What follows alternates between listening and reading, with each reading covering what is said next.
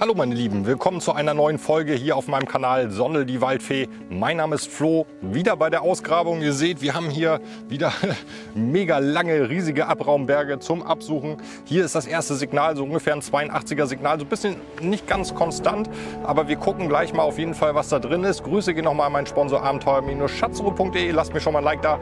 Ihr seht jetzt das kurze Intro und danach gucken wir zusammen, was sich hier in der Erde verbirgt.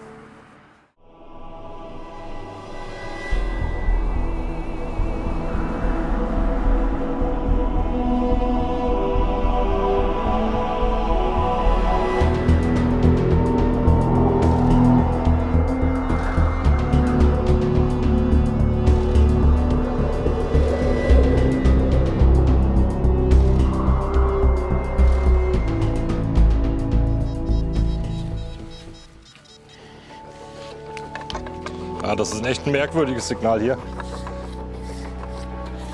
Es scheint auch tief zu liegen. Da ist was.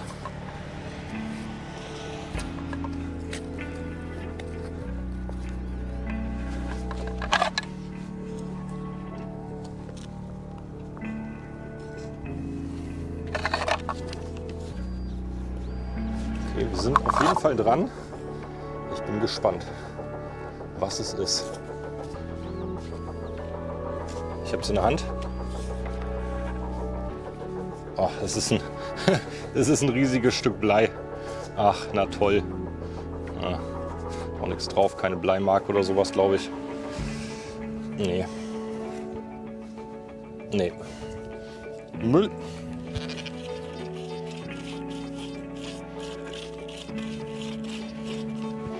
...65er Signal.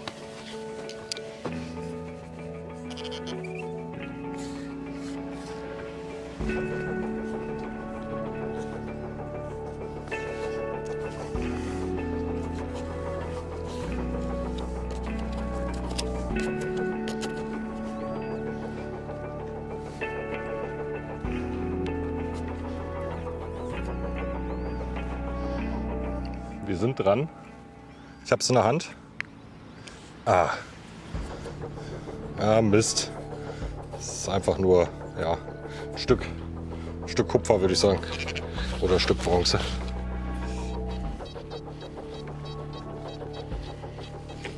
Schönes, konstantes 82er Signal.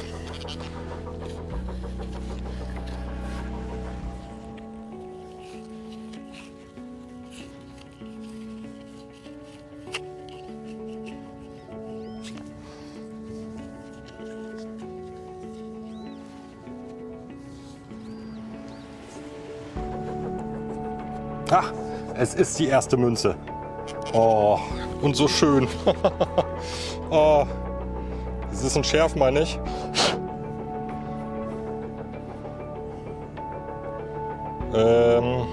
Ich glaube von 1500 noch was. Hinten ist sie nicht mehr ganz so schön, aber vorne drauf richtig toll. Richtig gut erhalten. Erste Münze. Gucken wir uns gleich im Studio an. Super. Erster Fund ist wieder ein Schärf in dieser Folge. Wir gucken schnell mal drauf. Leider ist sie dann doch nicht mehr ganz so schön, wie ich zuerst auf der Grabung dachte. Aber der Löwe lässt sich noch erkennen. Gucken wir schnell drauf auf die Vorderseite. Und geprägt wurde diese Münze, meine ich, um 1535. Ich drehe sie euch noch mal um. Aber ich meine da drauf 1535 zu lesen. Also fast gute 500 Jahre alt, diese kleine Kupfermünze. Und dann machen wir weiter mit einem richtig kuriosen Fund. Weiß ich auch noch nicht so richtig, was es ist. Vielleicht könnt ihr dabei weiterhelfen. Wir schauen mal. Oh, ich sehe es schon. Oh, ist das ein Kopf von der Nadel? Ist das ein Nadelkopf? Ich weiß es nicht. Das muss ich gleich mal dem Archäologen zeigen. Das ist ja der Hammer. Gucken wir uns auch gleich im Studio mal an. Vielleicht weiß er, was das ist. Wahnsinn, spannend. Ja, ein ganz komisches Fundobjekt hier mit so einem konischen, länglichen Kopf. Und ich dachte zuerst, das wäre eine Nadel, aber nein, man sieht auch gleich hier an dem, was quasi die Nadel wäre, das ist sehr platt gebogen. Also ein Archäologe sagte schon, vielleicht irgendwie ja, ein Glöckchenhammer. Also das Teil, was in der Glocke schwingt quasi und die Glocke anstößt. Sieht für mich allerdings auch nicht so richtig danach aus. Ich meine sowas aber gegebenenfalls schon mal irgendwie als Teil vom Wehrgehänge gesehen zu haben, als Deko quasi. Oder vielleicht ist es auch ein Stück vom Zaumzeug. Wir schauen mal eben drauf. So kann man es, glaube ich, ganz gut erkennen. Und ja, vielleicht habt ihr da eine Idee zu. Dann schreibt sie mir gerne in die Kommentare, wenn ihr so ein Teil schon mal gesehen habt. Immer gerne da Hinweise von euch angenommen. Und dann machen wir weiter. Gleich im Anschluss kam auch wieder eine mysteriöse Münze, Münzgewicht. Wir schauen mal.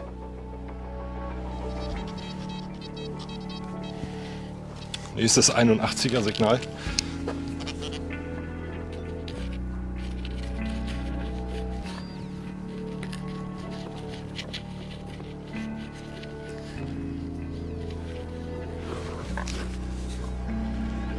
Ich habe es in der Hand.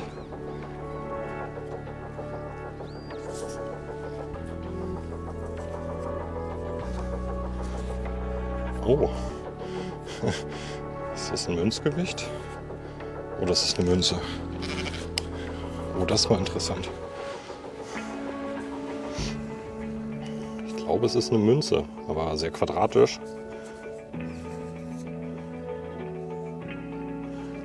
Es ist definitiv was drauf. Und es sieht tatsächlich älter aus. Oh mein Gott. Sind da zwei Männchen drauf?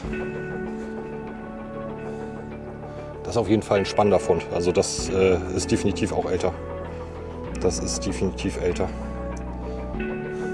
Mittelalter oder sogar noch älter vielleicht. Boah. Ja, da haben wir den mysteriösen Fund. Ist es nun ein Münzgewicht? Ist es eine Münze? Ich habe es recherchiert und ich konnte es nach einiger Zeit tatsächlich auch rausbekommen. Es war aber nicht so ganz einfach. Wir schauen mal eben auf die Vorderseite drauf. Da erkennt ihr nämlich noch den Herrscher stehen mit einem Reichsapfel und einem Zepter. Auch nicht ganz so leicht zu erkennen gewesen. Und wir schauen mal eben noch mal schnell hinten drauf und dann erkläre ich euch, um was es sich dabei handelt. Da sehen wir 3 Löwen in einem Wappenschild mit einem Kreuz und das Wappenschild ist auch gekrönt. So, und es handelt sich bei dieser Münze um einen sogenannten Clipping. Das sind ungefähr 18 Pfennige. Geprägt wurde diese Münze 1513 bis 1523 und den Herrscher, den wir vorne drauf sehen, ist Christian II. So, die Münze stammt aus dem Königreich Dänemark, wurde allerdings in Schweden in der Stadt Malmö geprägt. Ein richtig interessanter Fund, wie ich finde. Auch diese Zusammenhänge dort mit Christian II., der da doch ja, mit der Krone dort Dänemark, Schweden, ist eine ganz spannende Geschichte. Würde jetzt ein bisschen die Zeit sprengen, wenn ihr Bock habt, dann googelt das mal nach, Christian II. Ganz, ganz interessant. Und dann machen wir weiter mit der nächsten Münze, die mir auch so ein bisschen Rätsel aufgibt.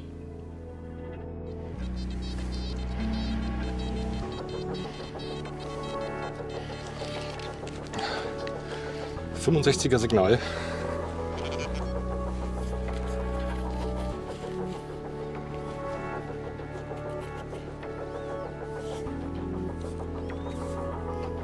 Ach, eine blöde Schraube. Das war's, glaube ich.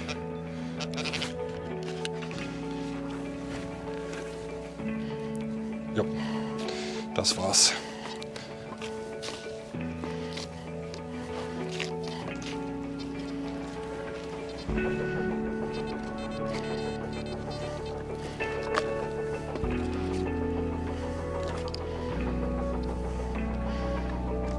Wir haben die nächste Münze und herzlich willkommen hier oben auf dem Abraumberg. Es ist ein Silbermünzenfragment, eine Ecke fehlt leider und ich glaube, sie ist von 1515, also auch frühe Neuzeit. Könnt mir vorstellen, dass das vielleicht auch irgendwie in die Richtung Hanse geht, Weimar oder so in die Richtung, aber ich bin mir noch nicht genau sicher. Gucken wir uns auch gleich im Studio an. Ich versuche sie mal vorsichtig sauber zu machen und vielleicht kriegen wir noch raus, um was für eine Münze es sich handelt. Aber top, Mensch, heute richtig coole alte Funde hier. Ja, hier haben wir wieder die nächste rätselhafte Münze. Ich hatte mich da auf der Grabung versprochen. Ich meinte nicht 1515, sondern 1550. Es kann aber auch sein, dass die Münze 1553 geprägt ist. Wir schauen mal eben drauf. Oben in der Ecke meine ich das Datum zu lesen. Ihr könnt da ja mal schauen, vielleicht seid ihr auch der Meinung. Ich weiß nicht genau, was es für eine Münze ist. Ich könnte mir vorstellen, dass es auch wieder in die Richtung Stadt Lübeck geht. Vielleicht habt ihr eine Idee. Ich drehe euch die Münze auch noch mal eben um. Da müssen wir sie so hinstellen. Gucken wir auch noch mal eben drauf. Also genau sagen kann ich es leider nicht bei dieser Münze. Aber wenn ihr eine Idee habt, schreibt es mir in die Kommentare. Und dann machen wir weiter. Ein absoluter Traumfund.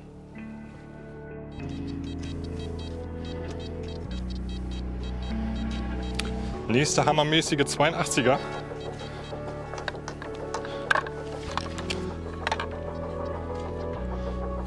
Ja, bleib hier.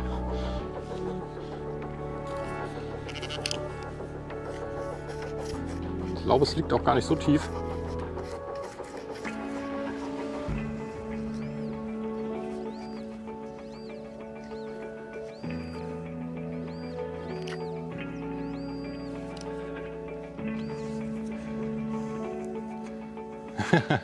Das ist eine Musketenkugel.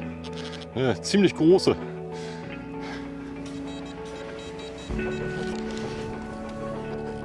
Hier haben wir ein sehr oberflächliches 74er Signal. Mit Glück ist es ja vielleicht die nächste Münze.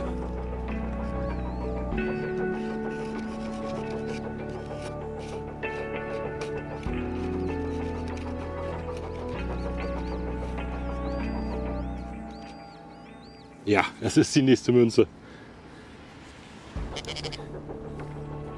Aber total platt. Schade, ich glaube, es war mal ein Scherf. Ja, da ist gar nichts mehr drauf. Es ist einfach nur noch eine kleine runde Scheibe. Völlig glatt, das merkt man schon, wenn man rüberfasst. Ja, brauchen wir uns auch nicht angucken. Aber immerhin, auch wenn es eine Leiche ist, die nächste Münze.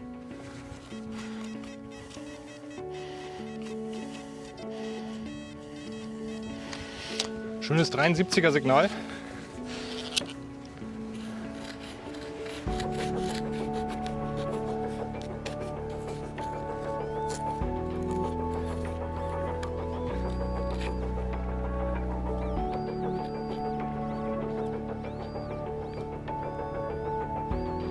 Aber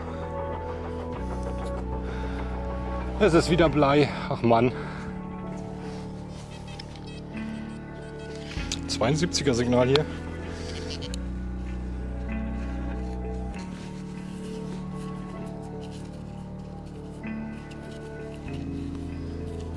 Es rutscht hier die ganze Zeit runter. Es ist so zum Kotzen. Ich habe es in der Hand.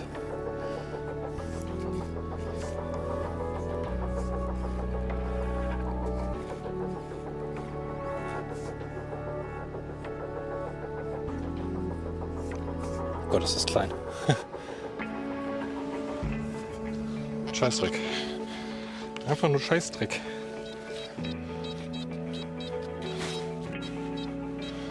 Schönes 85er Signal. Oh, es wird jetzt schon wieder so heiß. Lange hält man es auf jeden Fall nicht mehr aus.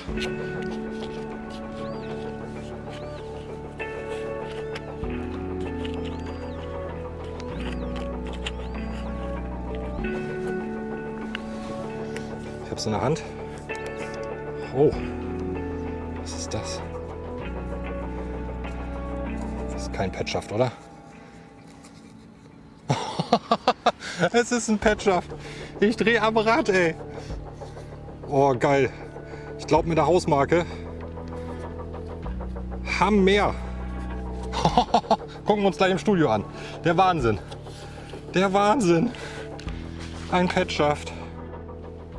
Boah, da konnten wir noch mal einen richtigen Traumfund aus dem Abraum retten. Hier ein Petschaft, ein mittelalterlicher Siegelstempel mit einer Hausmarke. Hausmarken könnt ihr euch so vorstellen, ja, wenn ihr es jetzt auf die moderne Zeit ummünzen würdet, wäre es quasi der Firmenstempel, also die Marke des Hauses, deshalb auch Hausmarke. Die lassen sich leider schlecht bestimmen, da es da unglaublich viele von gab einfach und da wirklich teilweise so die kleinsten Ecken den Unterschied ausmachen, da diese Hausmarken meistens immer auf 4 verschiedenen Formen beruhen und dann einfach nur Striche durchgekreuzt wurden etc.